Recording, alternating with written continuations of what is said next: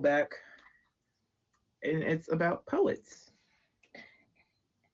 Um, my take on my experience with poets.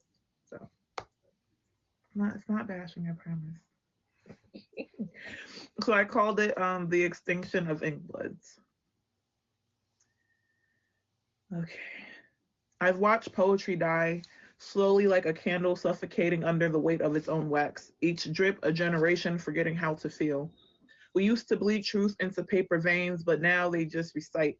They read words like they're counting teeth, perfect smiles, hollow gums, flashing rhymes for algorithm sold for claps and captions.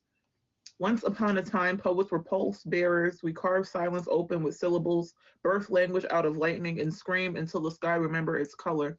Now, most just want a trend. They speak like mannequins with megaphones, posing in pain that was never theirs. Their mouth metaphors like they're auditioning for applause instead of healing. I am not that. I never was. I'm the kind of poet who spits earthquakes through cracked lips, the kind who learned rhythm from the sound of my own breaking. I write not to impress, but to survive. My pen ain't pretty, it's possessed.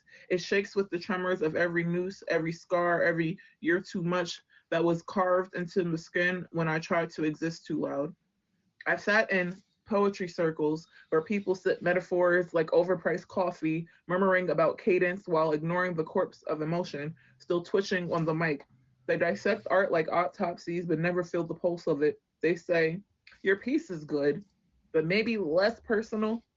I am the poem. The ink is in my DNA. You can't critique a bloodstream. They don't understand that real poets just don't write, we relive. Every time we speak, we exhume versions of ourselves we try to bury under composure. Every stanza is a resurrection that costs us a little sanity, a little sleep, a little of what's left of our softness. But the new world wants poets without pain, Instagram poets with filters on their feelings, verses that rhyme with relevance. They want neat little captions, digestible trauma, and bite sized lines. Meanwhile, I'm still writing with dirt under my fingernails from digging myself out of graves no one knew I was in. I'm tired of being told to perform it prettier, as if grief needs choreography, as if my scars need stage directions. I don't want to fit in their mold, the shape that was never built for me. I wasn't designed for panel scores or popularity contests. I was forged in aftermath and chaos and truth unedited. Poetry is supposed to be alive. It's supposed to shake your spine and whisper, you are not alone, and supposed to bite, to bruise, to bleed, to breathe, not just rhyme, not just rhyme.